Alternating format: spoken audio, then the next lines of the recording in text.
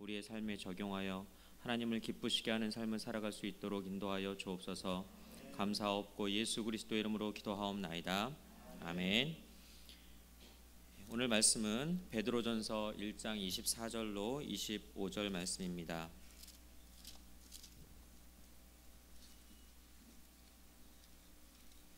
베드로전서 1장 24절로 25절 말씀 우리 다 같이 읽도록 하겠습니다. 같이 읽겠습니다. 시작.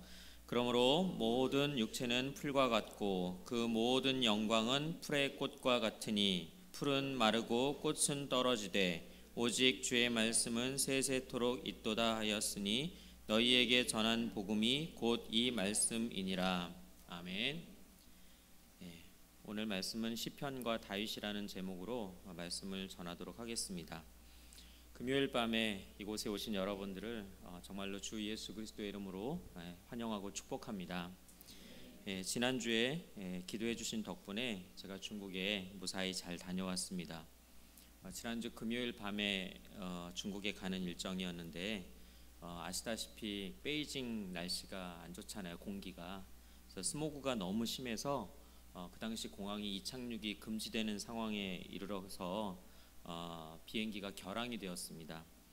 덕분에 그 항공사에서 제공해 주는 호텔을 가서 밤 한 새벽 1시쯤 데려다 주고 한 5시쯤 깨워가지고 아침 막 먹여가지고 다시 이렇게 공항으로 데려다 주었습니다.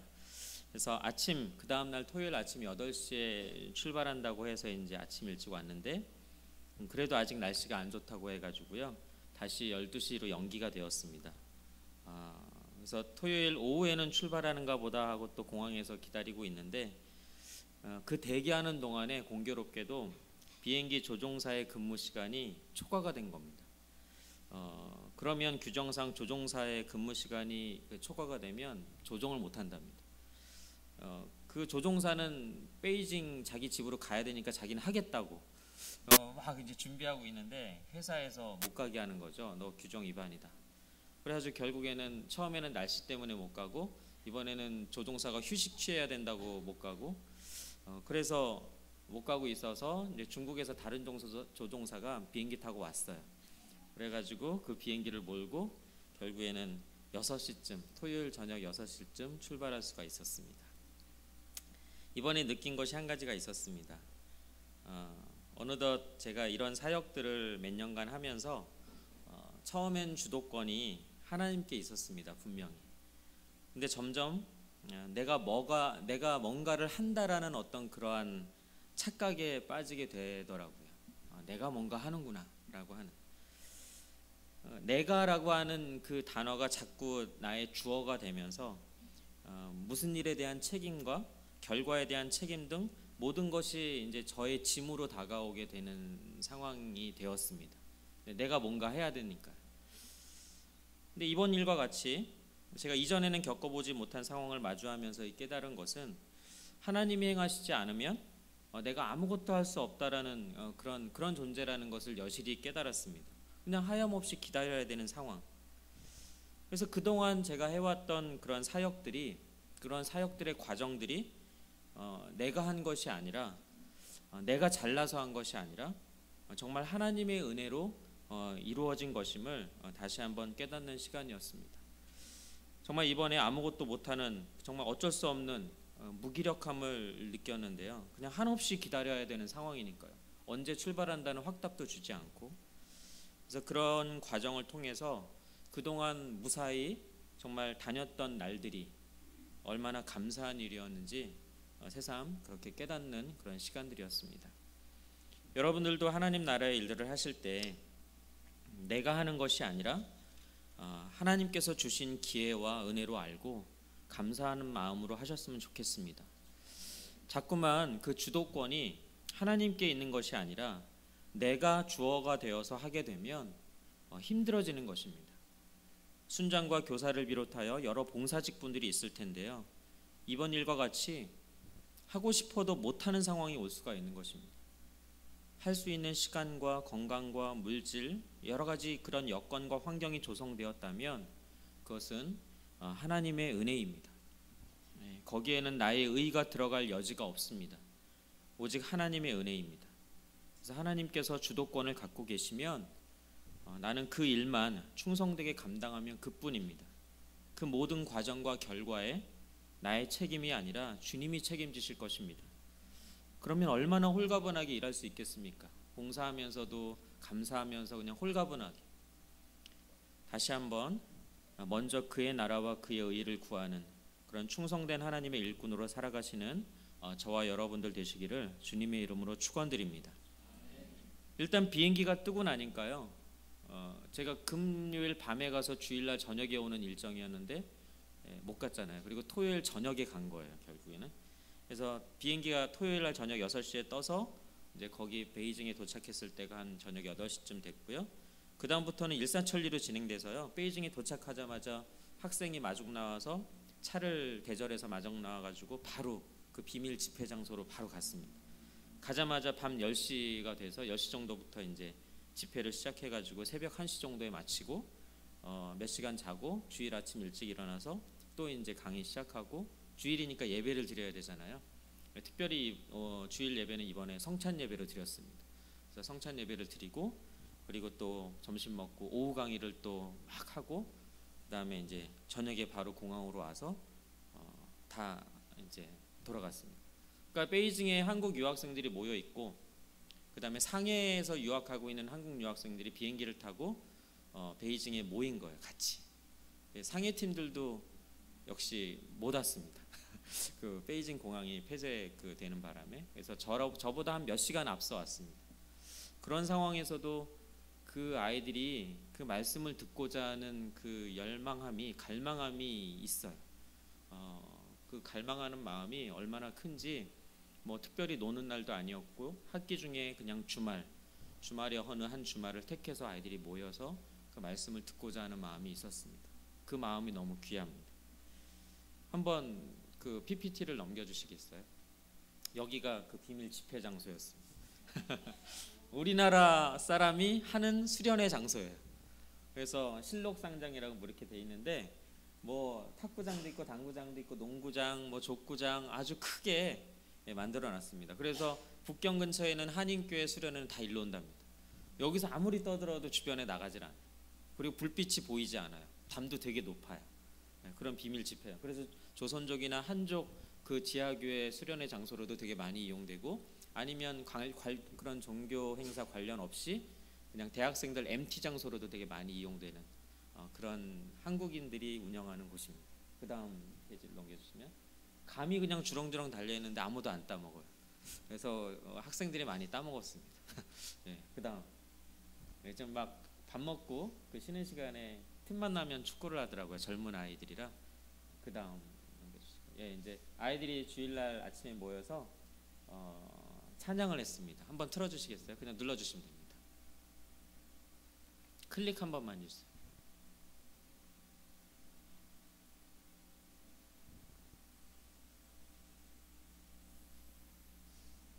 둘, 셋, 넷.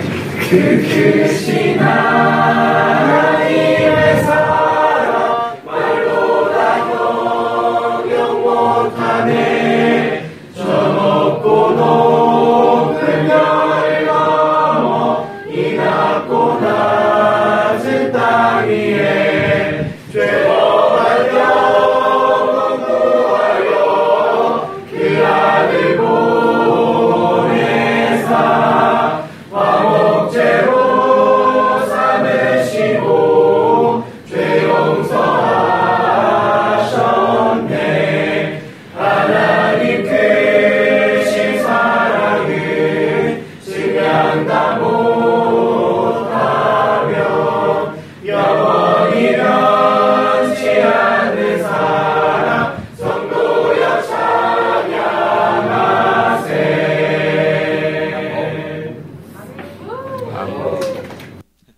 아카펠라로 이제 탁 하는 실력자들입니다. 그죠? 지금 나라가 어수선하잖아요. 절망에 빠져 있고 희망이 없는 것 같고, 모든 국민이 그런 걸 느끼는데요. 저한테는 참 좋은 기회였던 것 같습니다. 저들을 보고 오면서 우리나라에 아직 희망이 있구나 라는 것들을 알게 되었습니다. 소돔과 고모라가 의인 10명이 없어서 망한 거 아시죠? 거기가 악해서 망했다기보다는 의인 10명이 없어서 망했는데 저들을 보니까 아직 우리나라는 희망이 있구나 라는 것들을 알게 되고 오는 시간이었습니다. 감사했습니다. 여러 가지 일들을 겪으면서 감사했고 앞으로도 그런 젊은이들, 우리의 다음 세대들 우리가 정말 말씀으로 양육하고 해야겠다라는 어떤 그런 또한 사명감이 드는 그런 시간들이었습니다. 예, 말씀을 보겠습니다. 예, 그래서 위에서 기도해 주신 분들께 너무 감사를 드립니다. 예, 앞으로도 잘 할 수 있도록 계속 기도해 주시기 바랍니다. 예, 지난번 제가 설교에서는 다윗에 대해서 말씀을 드렸는데요. 다윗이 무엇을 위하여 세움을 받았는지에 대해서 살펴본 적이 있습니다. 첫 번째로 다윗은 예수 그리스도를 예표하는 자로 세움을 받은 자였다고 말씀을 드렸습니다. 두 번째로 다윗은 하나님의 구원 계획을 이루는 데 쓰임 받는 사명자로서의 그 세움을 받은 자였다라는 것을 말씀을 드렸습니다. 세 번째로 다윗은 메시아 언약의 당사자로 세움을 받은 자였다는 것을 우리가 살펴본 적이 있습니다.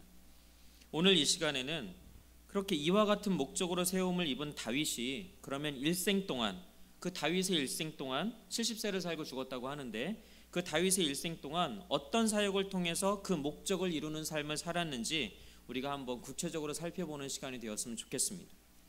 여러분은 다윗의 사역 중에 첫 번째로 꼽는 사역이 있다면 뭐라고 생각하십니까? 여러 가지가 있겠지만 무엇보다도 우리에게 시편을 기록해서 전해준 일이라고 할 수가 있습니다. 첫 번째 메시아 언약의 당사자였던 아브라함은 우리에게 어떤 기록도 남겨주지 못했습니다.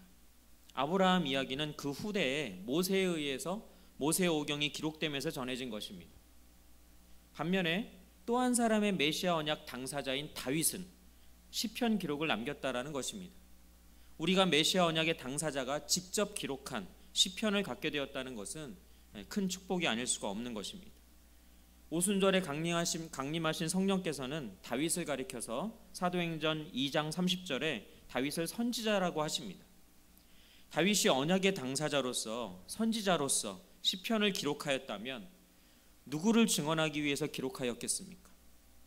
사도행전 2장 30절 31절을 보면 그는 선지자라 하나님이 이미 맹세하사 그 자손 중에서 한 사람을 그 위에 앉게 하리라 하심을 알고 미리 본고로 그리스도의 부활을 말하되 라고 말씀하고 있습니다. 시편의 중심 주제가 바로 그리스도를 증언하는 데 있다고 말씀하고 있는 것입니다. 이와 같이 시편에서는 그리스도의 탄생과 고난과 부활과 승천, 심판주로 재림하실 것 등 그리스도에게서 성취될 모든 과정을 증언하고 있는 것입니다. 시편은 시이기 때문에 그 모든 내용들이 간결하게 핵심적으로 함축되어져 있는 것입니다. 골로새서 2장 3절에 이렇게 얘기합니다. 그 안에는 지혜와 지식의 모든 보화가 감추어져 있느니라 라고 한 그 말씀 그대로 그 시편에는 그 모든 비밀한 것들이 다 감추어져 있는 것입니다. 따라서 이러한 시편을 기록하여서 후대에 전해준 것이 다윗의 첫 번째 업적이라고 말할 수가 있는 것이고 그 사역은 하나님께서 주신 사명이었고 또 다윗은 그 사명을 충성되게 잘 감당했다라는 것입니다. 이 점을 사도 바울도 말하기를 로마서 3장 1절에서 2절 말씀을 보면 그런즉 유대인의 나음이 무엇이며 할례의 유익이 무엇이냐 범사에 많으니 우선은 그들이 하나님의 말씀을 맡았음이니라 라고 하면서 하나님의 말씀을 기록하여 후대에 전해준 것을 유대인의 가장 큰 업적으로 꼽고 있는 것입니다. 그렇습니다. 베드로전서 1장 24절 25절 말씀에서 보듯이 오늘 읽은 본문 말씀입니다. 그러므로 모든 육체는 풀과 같고 그 모든 영광은 풀의 꽃과 같으나 풀은 마르고 꽃은 떨어지되 오직 주의 말씀은 세세토록 있도다 하였으니 너희에게 전한 복음이 곧 이 말씀이니라 라고 했습니다. 오직 주의 말씀만이 변하지 않고 영원토록 있는 것입니다. 반면에 다윗의 아들 솔로몬을 보십시오. 그는 성전을 건축하는 데 7년, 왕궁을 건축하는 데 13년을 보냈습니다. 그런데 지금 그 건물들이 어찌 되었는가를 생각해 보시기 바랍니다. 지금 솔로몬이 지었던 성전은 없습니다. 그러나 다윗이 기록한 시편은 지금도 있고 앞으로 세세토록 있을 것입니다. 그런데 이제는 이 하나님의 말씀을 맡은 자들이 누구입니까? 그리스도인들이라는 것입니다. 이처럼 불변의 말씀인 하나님의 말씀을 맡았다는 것이 얼마나 큰 영광스러운 일입니까? 그러나 한편으로는 무거운 책임감을 느껴야 하는 것입니다. 하나님의 말씀을 바로 보고 깨닫고 전달해야 할 사명이 우리에게 있다라는 것입니다. 다시 말하면 복음을 왜곡하지 말고 바로 전해야 하는 사명이 바로 우리에게 있다라는 말씀인 것입니다. 다윗이 후대에 말씀을 남겼던 것처럼 우리도 우리의 다음 세대에게 하나님의 말씀을 바로 전달해야 할 텐데 지금 상황이 어떤지 우리가 잘 알고 있지 않습니까? 이 세상은 점점 복음을 망각해가고 있습니다. 복음이 왜곡되어져 가고 다음 세대들은 복음이 뭔지도 모르고 말씀을 대하는 시간조차 부족한 시대에 살아가고 있는 지금 우리가 회복해야 하는 것이 무엇이겠습니까? 사도행전 시대에 사도들과 그리스도인들이 핍박받은 그 시대에 오히려 사도행전 12장 24절을 보면 하나님의 말씀은 흥왕하여 더하더라 라고 말씀하고 있습니다. 우리에게 살아계신 하나님의 말씀이 바로 회복되어져야 할 때인 것입니다. 말씀대로 살아가려는 그 처절한 몸부림이 우리에게 있어야 한다는 것입니다. 그렇지 않으면 조금 있으면 우리에게 다가올 핍박의 시대에 우리는 모두 다 하나님을 배반하게 될지도 모릅니다. 미국에선 이미 예수님이 구원의 유일한 길이라고 설교할 수 없는 그런 시대가 되어버렸습니다. 동성애가 죄이고 비정상적인 것이라는 것을 설교할 수 없게 되어버렸습니다. 우리나라도 이미 진행 중입니다. 하나님의 전신갑주를 입고 말씀의 검을 바로 세워서 마귀를 대적하며 주님 다시 오실 때를 준비하는 그런 저와 여러분들 되시기를 예수 그리스도의 이름으로 축원드립니다. 그러면 지금부터는 다윗이 어떤 시편을 통해서 예수 그리스도를 증언하고 있는지 그 몇 편의 시편을 예를 들어서 구체적으로 살펴보도록 하겠습니다. 부활하신 주님께서는 누가복음 24장 44절에 보면 내가 너희와 함께 있을 때에 너희에게 말한 바 곧 모세의 율법과 선지자의 글과 시편의 나를 가리켜 기록된 모든 것이 이루어져야 하리라 한 말이 이것이라 하시고 라고 말씀하시면서 모세의 율법과 선지자의 글은 물론이고 시편의 중심 주제도 예수 그리스도를 증언하는 것임을 직접 말씀하셨습니다. 사도행전 2장에 기록된 말씀을 보면 오순절에 강림하신 성령께서도 사도들도 하여금 구약 성경의 많은 말씀 중에 특별히 시편 16편과 110편을 들어서 그리스도의 부활과 우편의 계심을 증언하게 하신 것만 보아도 시편의 중요성은 예수 그리스도를 증언하는 데 있어서 너무나도 중요한 그런 말씀인 것을 알 수가 있습니다. 시편 22편을 잠시 살펴보겠습니다. 시편 22편은 이사야 53장과 함께 구약 성경의 갈보리 언덕의 십자가 사건이 잘 나타나 있는 그런 말씀입니다. 이 시편 22편은 크게 두 부분으로 나누어지는데 전반부는 그리스도의 순환에 대한 내용이고 후반부는 사망 권세를 이기고 승리하심을 찬양하는 내용으로 되어 있습니다. 22편 1절에 보면 내 하나님이여 내 하나님이여 어찌 나를 버리셨나이까 하면서 고난이 극심함을 이야기하고 있습니다. 이것은 예수님이 십자가에서 외쳤던 마태복음 27장 46절에 제9시쯤에 예수께서 크게 소리질러 이르시되 엘리 엘리 나마 사막다니 하시니 이는 곧 나의 하나님 나의 하나님 어찌하여 나를 버리셨나이까 하는 뜻이라 하는 말씀과 똑같지 않습니까?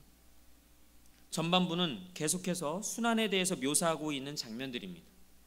16절에서 18절을 보면 개들이 나를 에워쌌으며 악한 무리가 나를 둘러 내 수족을 찔렀나이다. 내가 내 모든 뼈를 셀 수 있나이다. 그들이 나를 주목하여 보고 내 겉옷을 나누며 속옷을 제비 뽑나이다 라고 장면을 묘사하고 있습니다. 예수님께서 십자가상에서 고난 받으시는 그 장면과 이 시편 말씀이 일치함을 우리는 알 수가 있습니다. 그런데 21절에 터닝 포인트가 있습니다. 21절을 보면 나를 사자의 입에서 구하소서 주께서 내게 응답하시고 들소의 뿔에서 구원하셨나이다 합니다. 나를 사자의 입에서 구하소서 간구했더니 하나님께서 응답하셨다라는 것입니다. 그리고 구원하셨다라는 것입니다. 이후에 후반부에는 사망 권세를 이기시고 승리하신 바로 승리의 시편 내용이 기록되어 있습니다. 모든 사람들이 이제는 찬양하기 시작합니다. 하나님께 영광을 돌리기 시작합니다. 특별히 27절에 보면 지금 22편 27절을 이야기하는 것입니다. 땅의 모든 끝이 여호와를 기억하고 돌아오며 모든 나라의 모든 족속이 주의 앞에 예배하리니라고 합니다. 그리고 마지막 절 31절을 보면 와서 그의 공의를 태어날 백성에게 전하며 주께서 이를 행하셨다 할 것이로다 하면서 끝마칩니다. 다시 말씀드리면 복음이 모든 나라 모든 족속에게 전파되어서 구원에 참여하게 될 것이고 예배할 것이며 이 모든 일들을 주께서 이를 행하셨다라고 선포하면서 대대로 전하게 될 것이라고 말씀하고 있는 것입니다. 지금 우리가 그런 세상에서 살고 있지 않습니까? 시편을 읽으면서 이 모든 것이 결국 하나님의 위대하신 구원 계획 속에 있었던 것이구나라는 것을 더 깊게 우리가 알게 되는 것입니다. 그 구원 계획 속에 우리가 지금 참여하고 있다는 것이 얼마나 감사한지요, 얼마나 영광스러운 일인지요. 우리는 그런 자격이 없는 사람들인데 말입니다. 날마다 하나님의 구원하심에 감사하는 저와 여러분들 되시기를 간절히 축원드립니다. 또 다른 시편 16편을 우리가 살펴보면 16편에서의 핵심절은 10절 주의 거룩한 자를 멸망시키지 않으실 것임이니이다 한 말씀에 있다고 볼 수 있는데요. 왜냐하면 오순절에 강림하신 성령께서 사도들로 하여금 이를 근거로 하여서 그리스도의 부활을 증언하고 있기 때문에 그렇습니다. 베드로는 오순절 성령 강림 후에 행한 첫 설교에서 사도행전 2장 29절을 보면 형제들아 내가 조상 다윗에 대하여 담대히 말할 수 있노니 다윗이 죽어 장사되어 그 묘가 오늘까지 우리 중에 있도다 라고 말합니다. 베드로의 이 말씀은 무슨 뜻입니까? 다윗은 이미 죽어서 장사되고 썩음을 당했다라는 것입니다. 그러므로 시편 16편의 말씀은 다윗 자신을 가리키는 말씀이 아니라 예수 그리스도의 부활을 가리키고 있다는 것을 말씀한 것입니다. 베드로는 계속해서 사도행전 2장 30절 32절을 보면 그는 선지자라 하나님이 이미 맹세하사 그 자손 중에서 한 사람을 그 위에 앉게 하리라 하심을 알고 미리 본고로 그리스도의 부활을 말하되 그가 음부에 버림이 되지 않고 그의 육신이 썩음을 당하지 아니하리라 하더니 이 예수를 하나님이 살리신지라 우리가 다 이 일의 증인이로다 하면서 바로 예수 그리스도의 부활을 증언하고 있는 것입니다. 이 시편 말씀을 통해서. 또 다른 시편 110편은 구약 성경 중에서 신약 성경에 가장 많이 인용하는 그런 말씀입니다. 예수님이 그리스도이심을 증언하고 있는 시편입니다. 따라서 110편은 그리스도의 사명을 이해하는데 꼭 필요한 중요한 요점들을 보여주고 있습니다. 첫째, 110편 첫째 연, 우리가 시니까 1년, 2년, 3년 이렇게 해놨는데 첫째 연에서 보면 2절에 주는 원수들 중에서 다스리소서 하면서 예수 그리스도께서 왕이심을 증언하고 있습니다. 둘째 연 4절을 보면 너는 멜기세덱의 서열을 따라 영원한 제사장이라 하면서 예수 그리스도께서 제사장이심을 증언하고 있습니다. 셋째 연의 5절부터 7절까지는요. 주의 오른쪽에 계신 주께서, 다시 말하면 보좌 우편에 앉아 계신 주께서 그의 노하시는 날에 왕들을 쳐서 깨뜨리실 것이라 하면서 바로 예수 그리스도께서 심판주로 오실 것임을 증언하고 있는 것입니다. 오순절에 강림하신 이 성령님께서는 사도들로 하여금 특히 베드로를 통하여서 구약 성경의 많은 말씀 중에서 16편 들어서 시편 16편을 들어서 그리스도의 부활을 입증했고 또 시편 110편을 들어서 그리스도께서 왕이시고 우리의 영원한 대제사장이시고 보좌 우편에 앉아 계신 다시 오실 심판주이심을 증언하게 하셨다라는 것입니다. 그리고 결론을 맺기를 사도행전 2장 36절에 그런즉 이스라엘 온 집은 확실히 알지니 너희가 십자가에 못 박은 이 예수를 하나님이 주와 그리스도가 되게 하셨느니라 라고 말씀하고 있는 것입니다. 성령을 힘입은 이 베드로의 너무나 분명하고 확실한 논증 앞에 사도행전 2장 37절에 그들이 이 말을 듣고 마음에 찔려 베드로와 다른 사도들에게 물어 이르되 형제들아 우리가 어찌할꼬 하면서 바로 복음 앞에 굴복하고 말았던 것입니다. 이렇게 다윗의 시편은 예수 그리스도를 전하는데 아주 귀중하게 쓰임을 받았던 것입니다. 여러분, 우리는 예수 그리스도가 어떤 분인지 얼마나 알고 계십니까? 우리가 아는 예수님은 어떤 예수님이십니까? 그 예수 그리스도는 바로 구약에서 예언한 바로 우리의 구세주이십니다. 우리의 죄를 대속해 주신 바로 그분 예수 그리스도라는 것입니다. 그분은 사흘 만에 부활하셨고 40일 만에 승천하셨고 이제 곧 성경 말씀대로 다시 오실 것입니다. 예수님의 초림 때도 성경 말씀대로 오셨다면 예수님의 재림 때도 성경 말씀대로 오실 것입니다. 그 영광스러운 주님을 맞이하는 저와 여러분들 되시기를 간절히 축원드립니다. 시편을 지은 것이 다윗의 첫 번째 업적이라면 두 번째 업적은 무엇이겠습니까? 그것은 바로 메시아 왕국을 예표하는 그런 나라를 세웠다라는 것입니다. 다윗의 통일 왕국 자체가 바로 메시아 왕국의 예표였던 것입니다. 사울이 죽은 후에 사무엘하 2장 1절을 보면 다윗이 여호와께 여쭈어 아뢰되 내가 유다 한 성읍으로 올라가리이까? 여호와께서 이르시되 올라가라. 다윗이 아뢰되 어디로 가리이까? 이르시되 헤브론으로 갈지니라 말씀하시면서 하나님께서는 다윗을 헤브론으로 올려보내셨습니다. 이것은 우연한 일도 아니고 아무런 의미 없는 일이 아닌 것은 그곳 바로 그 헤브론이라는 곳, 그 헤브론 막벨라라고 하는 곳은 바로 창세기 49장 31절에 언급되었던 우리가 잘 아는 아브라함과 사라, 이삭과 리브가, 야곱과 레아, 이런 메시아 언약을 믿고 죽은 그 수많은 믿음의 조상들이 잠들어 있는 곳이기 때문에 그렇습니다. 다윗 보고 헤브론으로 올라가라 하신 것은 그 메시아 언약의 법통을 다윗에게 계승시켜 주신다는 그런 의미가 있는 것입니다. 야곱이 죽기 직전에 남긴 유언이 있습니다. 창세기 49장 10절을 보면 규가 유다를 떠나지 아니하며 통치자의 지팡이가 그 발 사이에서 떠나지 아니하기를 실로가 오시기까지 이르리니 그에게 모든 백성이 복종하리로다. 그 한 예언이 다윗에게서 사무엘하 7장 12절에 이루어지는 겁니다. 내 수완이 차서 네 조상들과 함께 누울 때에 내가 네 몸에서 날 네 씨를 네 뒤에 세워 그의 나라를 견고하게 하리라 라고 말씀하신 다윗에게 주신 메시아 언약으로 재확인이 되는 것입니다.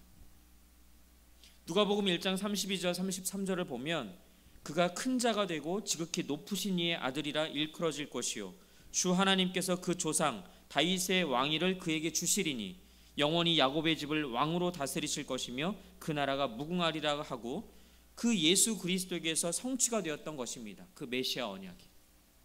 이처럼 다윗 왕의 통일 왕국은 앞으로 오실 예수 그리스도의 그 메시아 왕국의 예표임이 드러나고 있는 것입니다. 말씀을 정리하겠습니다. 오늘 우리는 지난번에 이어서 다윗에 대해서 살펴보았습니다. 다윗의 인간적인 면을 살펴본 것이 아니라 하나님께서 다윗을 이 땅에 어떤 목적으로 세우셨는지를 중점적으로 살펴보았습니다. 다윗은 예수 그리스도를 예표하는 자로 세움을 받았고 하나님의 구원 계획을 이루는 도구로 사명자로서 세움을 받았습니다. 그리고 메시아 언약을 받은 당사자로 세움을 받았습니다. 이런 다윗이 그 지음받은 목적대로 살아가면서 여러 가지 사역들을 하게 되는데 그 첫 번째로 꼽는 사역의 업적은 바로 우리에게 시편을 남긴 것이라는 것입니다. 시편을 남김으로써 우리들 인생의 희로애락 속에 어떻게 주님을 찬양하는지를 보여주었고 특별히 많은 시편을 통해서 장차 오실 예수 그리스도를 증언하고 있다는 데서 우리는 하나님과 동행하면서 하나님을 지극히 사랑했던 다윗을 볼 수 있게 되는 것입니다. 두 번째로 꼽을 수 있는 다윗의 사역은 아까 말씀드렸듯이 다윗이 통일 왕국을 건설하면서 통치한 그 세월 자체가 곧 장차 이루어질 메시아 왕국의 예표가 되고 있다는 것입니다. 한마디로 다윗의 생애 전체가 곧 예수 그리스도를 예표하고 증언하는 인생을 살았다고 볼 수가 있는 것입니다. 그것은 먼저 하나님의 택하심이 있었고 또한 다윗이 하나님을 그만큼 사랑했기 때문에 가능한 일이었을 것입니다. 여러분, 다윗이 성경 모든 사람 중에 최초로 고백했던 시편 18편 1절 말씀을 기억하실 것입니다. 다 같이 한번 읽어보겠습니다. 시작. 나의 힘이 되신 여호와여 내가 주를 사랑하나이다. 아멘. 주님 다시 오실 때를 살아가는 저와 여러분들도 다윗처럼 하나님을 사랑함으로 말미암아 하나님의 마음을 더 깊이 알아 주님의 마음을 시원케 해드리는 삶이 되시기를 우리 주 예수 그리스도의 이름으로 간절히 축원드립니다. 기도하겠습니다. 하나님 아버지 감사합니다. 다윗을 통해 시편을 남겨주시고 우리에게 하나님의 그 크신 사랑하심을 알려주시니 감사와 찬송을 드립니다. 모든 것이 성경대로 이루어졌고 앞으로 주님 오실 때도 성경대로 이루어질 터인데 우리가